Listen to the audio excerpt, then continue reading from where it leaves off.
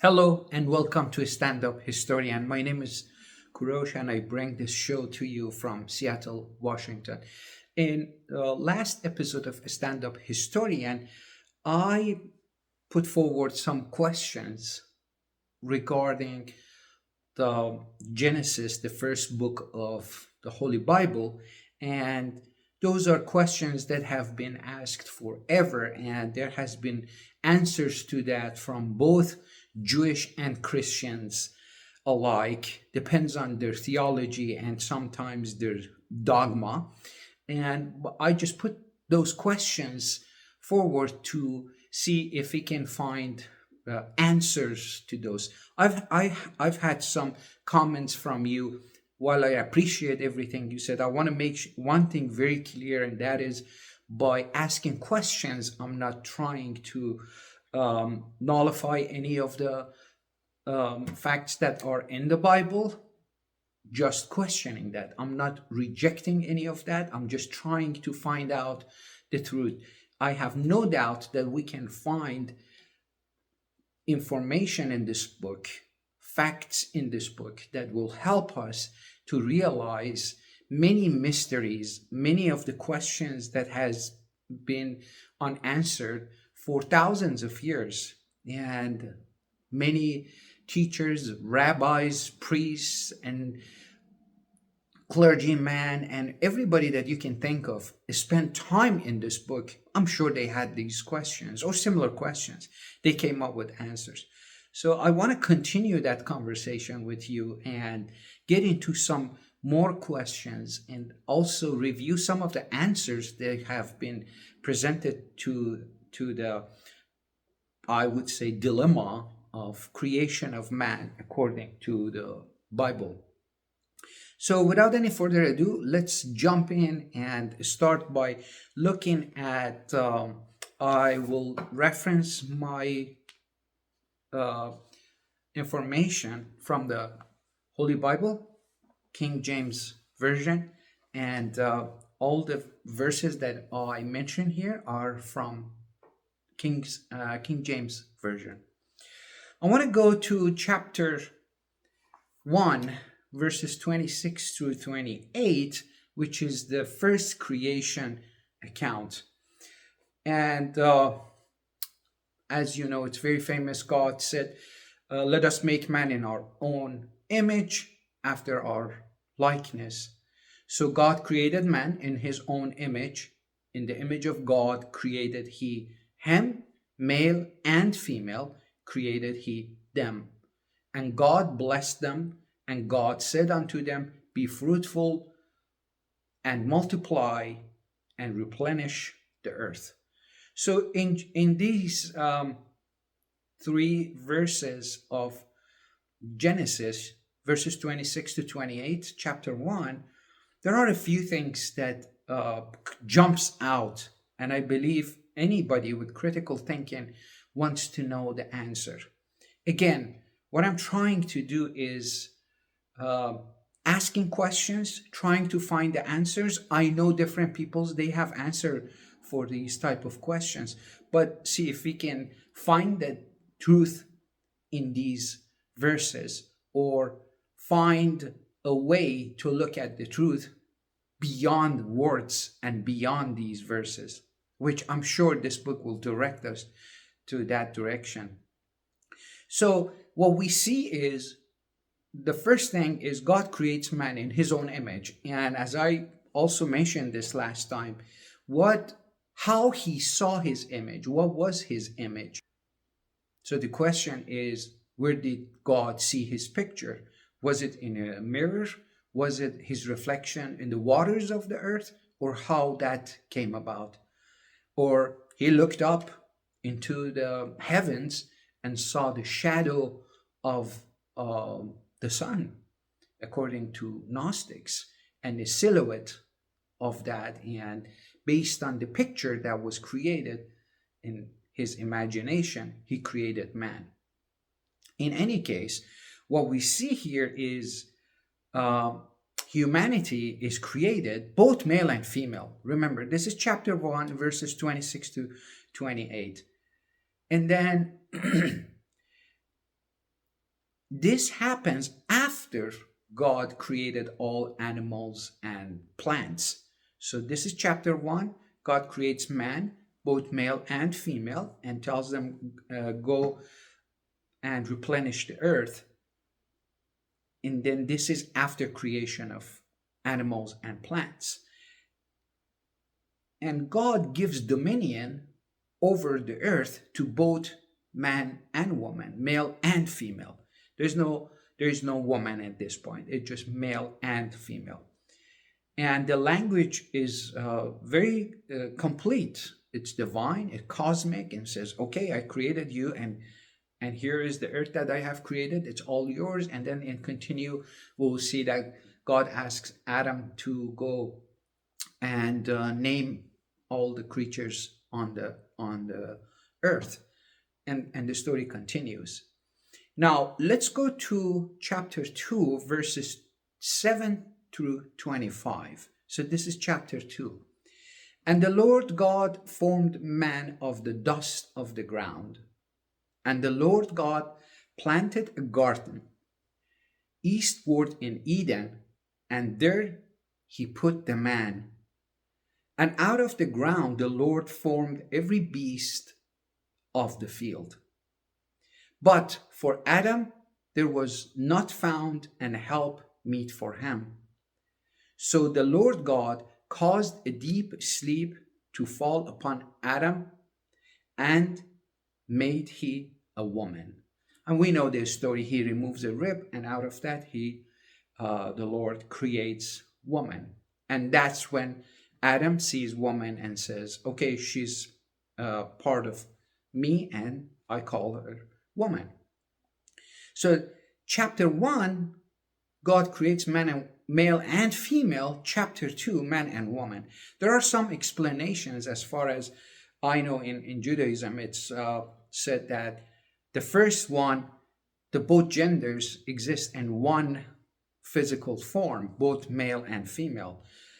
And sometimes they even refer to as a blob with 4 limbs. So the both genders are in one creation. And then when God puts man into sleep, he removes the rib and he separates male from females, man from woman, and they become two, and they become each other companions. So in this part, chapter 2, we see that man is created first, and then God creates animals and the rest of creation. And finally, God creates creates Eve from the Adam's rib. So there are some discrepancies here. Forgive me if the words maybe sound too harsh. I don't want to upset anybody by using this word, but in any case, let's continue. So let's compare. Chapter 1, Genesis 1, male, female created. And then Genesis 2, male created and then female. So there is a sequence conflict here.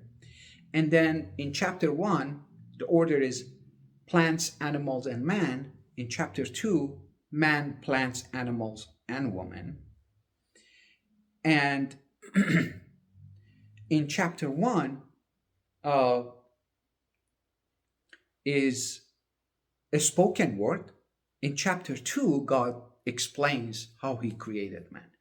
So sometimes it says that the first chapter 1 is the spirit of man or the soul, and chapter 2 is actually the physical man, which was created from the dust of the earth. And that's how some of the explanations try to describe this situation between Genesis 1 and Genesis 2. So in any case, we have two narratives here in chapter 1 and chapter 2. One thing I want you to know is that this is all based on Torah. And after Babylon exile, and even before that, Assyrian invasion of Israel, the Torah was destroyed. And educated groups of Jews, rabbis, and teachers, they put Torah together from their memory. And the Torah was rewritten based on what they had in their memories. Some of them may have even be influenced by the creation myths of Assyrians, Babylonians, and the rest. So, but I'm just going based on the book that is accepted to be the Holy Bible today. So we can look at this from 2 points of view. The first one is a spiritual man that was created, and the second one is a physical man that was created by God. However, you want to look at it, for instance, in Kabbalah and also in Sufism, which is more towards Eastern mystical traditions, they suggest that the first account is about a spiritual creation, and the second one is the physical. So the first one is the soul, the creation of soul as an archetype, and the second one is the actual man. So, and God creates the Garden of Eden. Here is the biggest problem. God creates the Garden of Eden and puts man in there, and there are two trees in there. First one is tree of knowledge of good and evil, and the second one is the tree of life. And God tells Adam and Eve that you can eat from the fruits of any of these trees except this one, which is tree of knowledge of good and evil. Why he didn't tell them, why he didn't forbid them from eating from the tree of life? This is never mentioned. It's only tree of knowledge. So perhaps it's more important to him because that means knowledge opens their eyes and they see things that they couldn't otherwise without eating that. But they could eat from the tree of life and live forever, but in ignorance. So we'll see. We'll see what happens there. And then we know the story of serpent. Serpent comes in and deceives Eve and entices her to eat the fruit of the tree of good and evil. She eats it. She gave it to Adam. And the Lord comes and says, Adam, where art thou? And Adam is hiding because he knows, and also Eve, they know that they're naked. So they say, we are naked, so we are ashamed to appear before you. And God at that moment realizes that, oh, they have eaten the fruit of tree of good and evil. And that's the problem. That's a big problem. Number one, he should have known that they will eventually eat from this tree. Right? He's the creator. He knows everything in advance. He's above and beyond of time and space. But perhaps in this environment, when he puts himself in this environment, as we also read through this chapter, it says, as God was walking in the garden in the cool of the afternoon. So there are some very, very physical, environmental description of circumstances in the Garden of Eden. So God, his form, his presence is very physical. And that probably explains his ignorance that, oh, they will eat the fruit eventually. So now he knows that they have eaten the fruit of tree of good and knowledge of good and evil, and their eyes is open. And the first thing is they have become like us. This is very mysterious. What does that mean? Like us? Who is this us? And why this is a threat? And if it was a threat, why the tree was not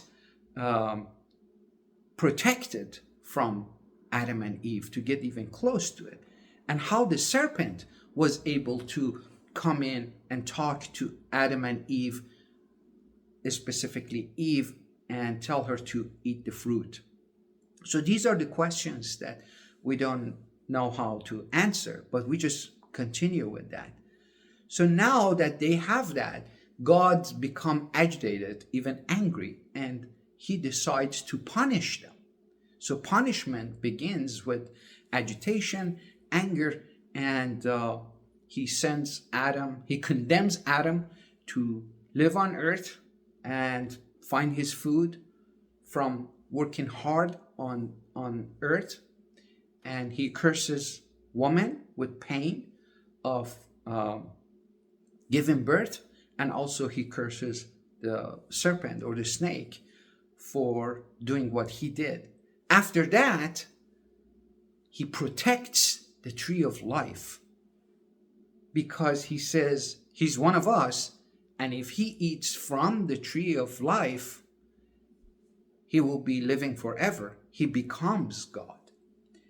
So what is the problem here for me is how to reconcile our understanding of God, all good, compassionate, all love, all knowing, all present, and this story of someone that actually is controlled by emotions, someone that is even to some extent ignorant and doesn't know what he has created and doesn't expect how they could react when he tells them not to eat from this tree.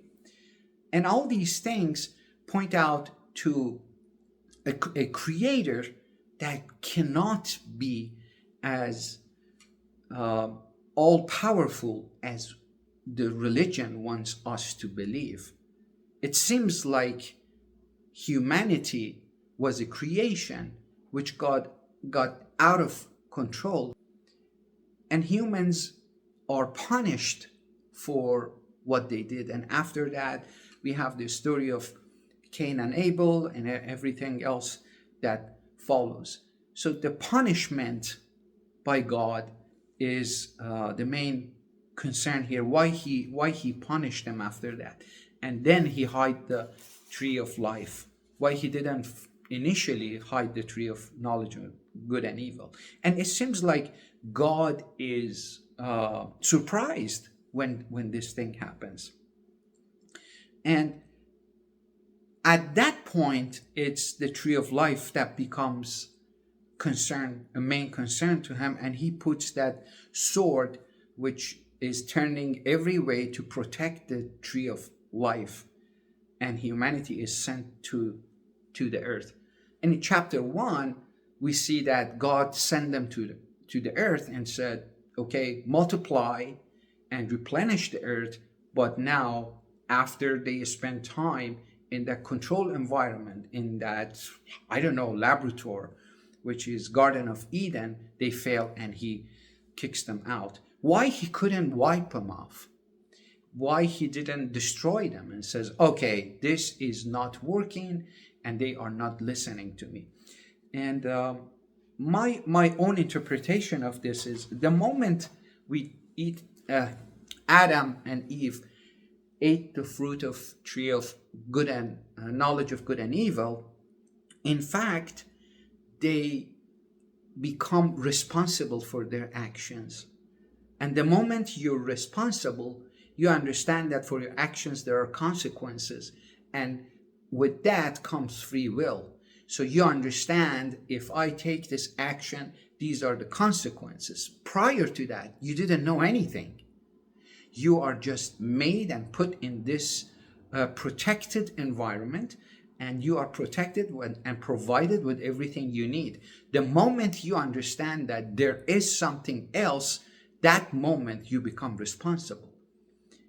And another philosophical question here that comes up is why there is this protected environment and why there is that harsh environment. If the God created the whole thing, why part of it is protected and safe for humans and the other part is not, and it's a place of punishment? So humans are on this planet because of the original sin, the punishment. And according to Christian beliefs, the punishment, the sin stays until Jesus comes and takes the sin of entire humanity, the burden of that sin, and dies on the cross. So that comes later. But creating a creation, condemning that, it seems like the original sin was planned to happen. It was designed to happen. Or maybe the creator was surprised. This is where Gnostics and their beliefs comes to play, and they suggest that the creator is this demiurge, ignorant. He saw a glimpse of the sun, and also he saw a creation, and he thought he can do the same thing, so he created man. And the image, in fact, was a copy of a real son, that the son that existed with Father. That's the part that we get into whole Gnosticism and their belief. All in all, creation of man is a mystery in Genesis. Man is created, and man becomes God shortly after creation. We don't have, unlike the other parts, beginning of the Genesis, that God actually tells us, the book tells us, how long each part of the creation, how many days, the 6 days and the 7 days, which was the Sabbath and the day of rest for God. That's another question in its own. But it doesn't tell us how long Adam and Eve lived in the Garden of Eden. Day and night, we know that existed at that point, right? But it doesn't tell us how long they were in there. So we can assume that shortly after they started living there, this event with serpent happened. And if we believe that knowledge of good and evil makes man to become one of us or God, maybe serpent was not really bad. I'm not suggesting any of these things. I'm just putting forward these ideas to find, hopefully, figure out what kind of answers we can find for this, and not be afraid of asking questions, because only by asking questions we can find answers. Somebody was asking me, we're talking about the same subject of creation, and the question he asked me, he said, why didn't God build woman just like men from the dust of the earth? He had to pull the rib out of man to create woman. And I think one of the explanations probably would be that, going back to the belief that Adam and Eve, or man and woman, male and female, were both into one physical body, and by removing the rib, in fact, the separation happened and creation happened, and Eve is also made of dust of the earth. In any event, this part of Bible creation has been a massive challenge for many scholars, and trying to find answers to questions such as what I put forward tonight have occupied minds of great minds throughout the history. And the only thing we want to know is, we want to find out who we are. At the end of this, we want to know who we are, where we have come from, why we are here, and what's going to happen to us when we die, when we leave this physical body. In Sufism, they call it a prison. The body is a prison. And Rumi says, once you leave the prison of your body, all of you, you become kings. Every one of you become kings. And when you become kings, it's when you know your value, you know who you are, and where you know where you have come from. To close this, I want to leave you with this idea that the salvation is in knowing the salvation is asking questions and knocking the door until the door is opened, and seeking the truth until you find the truth. And I strongly believe that it was Jesus who, better than anybody else, better than any of the teachers throughout the history, better than any of the mystics of history, he came and he put the salvation in very simple words and delivered it to humans and told them, love one another.